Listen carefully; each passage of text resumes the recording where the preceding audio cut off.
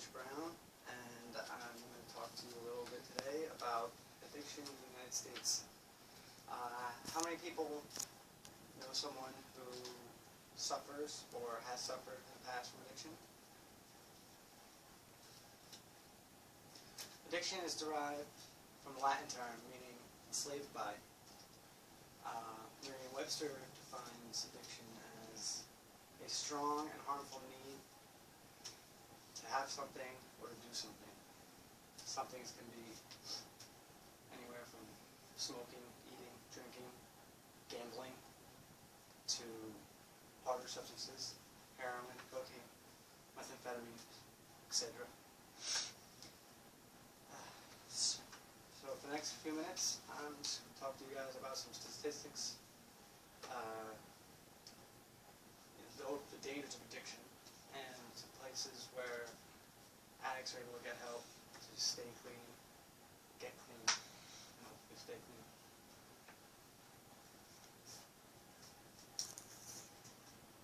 Why and how we become addicted. There's a variety of ways people become addicted to substances. Childhood's upbringings, big one.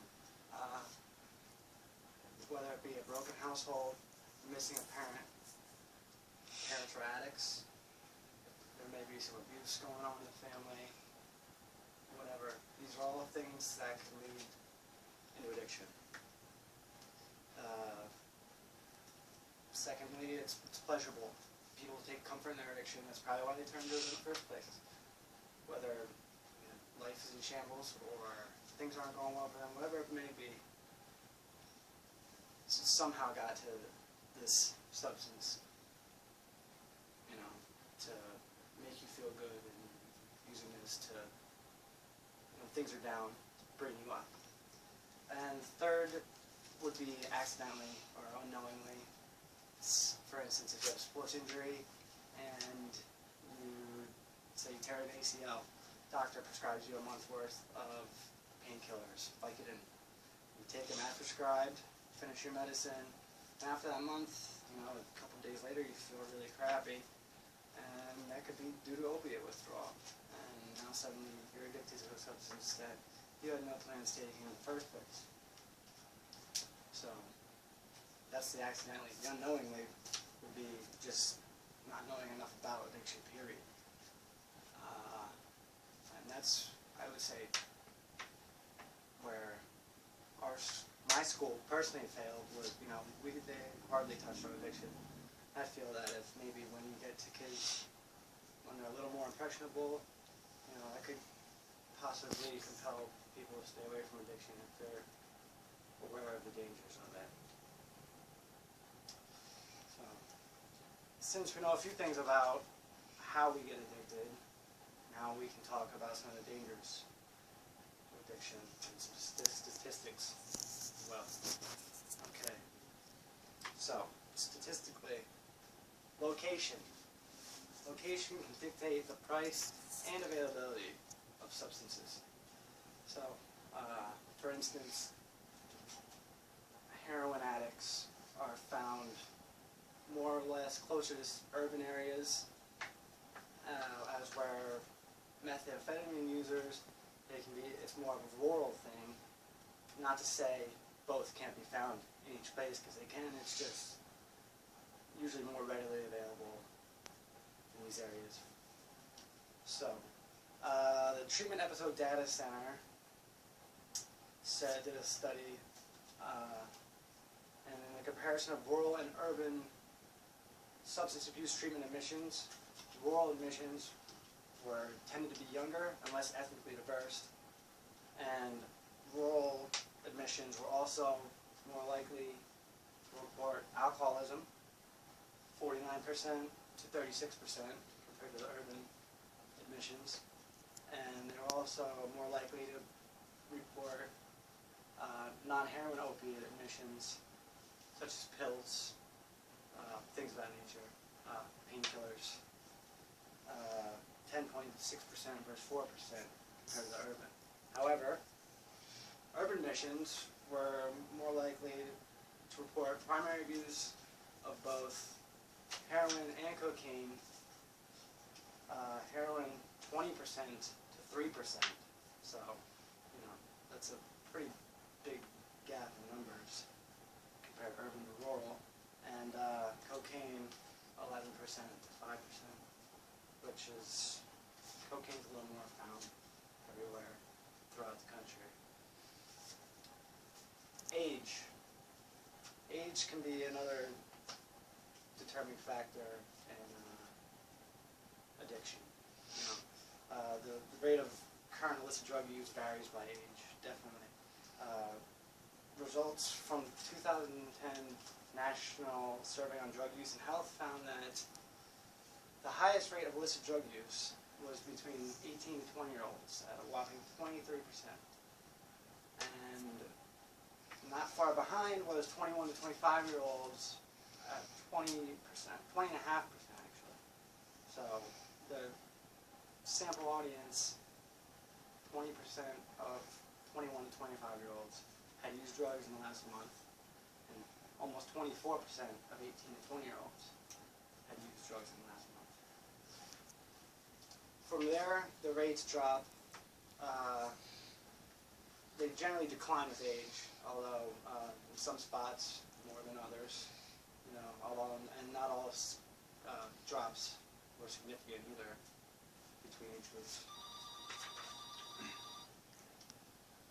And finally, impacts on health, life, and etc. Substance abuse can be detrimental in many and most homes. How substance abuse affects families in the United States. In 1999, 85% of states identified poverty and substance abuse as the top two problems challenging families reported Child Protective Services. An estimated 9% of children, that's about 6 million, live with one parent who abuses alcohol or drugs. Mind you, this study was taken in 1999. There hasn't been one conducted since, and experts seem to think that these numbers have probably increased since then.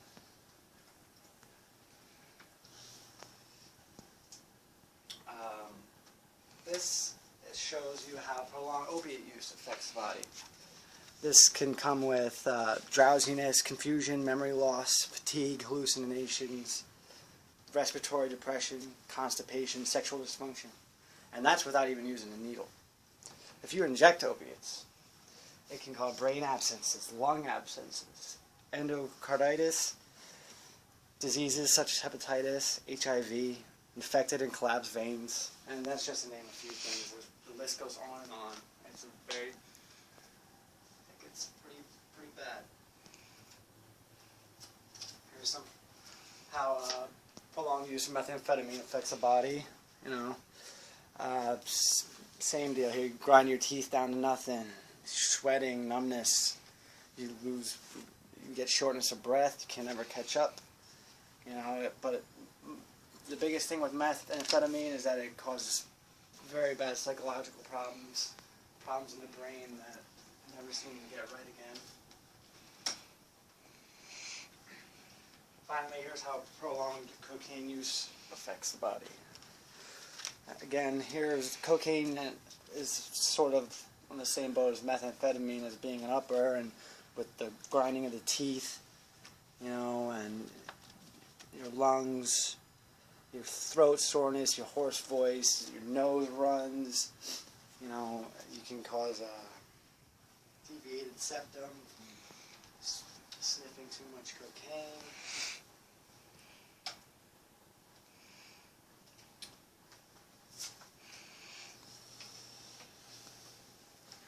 Addiction, although very powerful and very challenging, can be overcome. The good news is there's help available for addicts if they do want it. The road to recovery is a long and tough one, but the first thing I tell you is avoid all people, places, and things who are part of your addiction. These are known as triggers. This can lead you instantly back into your addiction, and you can end up right back to where you were. Rehabilitation services. are available in a wide variety of settings and requirements. From outpatient services, that's where you go to someplace from your home to, it could be a group session once a week, 3 times a week, whatever. And then a short-term inpatient, that could be anywhere from just a 5-day detox to get whatever they're adequately using out of their system to a 30-day detox or a 30-day rehab stay that's still considered short-term. And then there's long-term, where it can be anywhere from 90 days all the way to a year, depending on how long this addict was using, just how bad it really got in their addiction.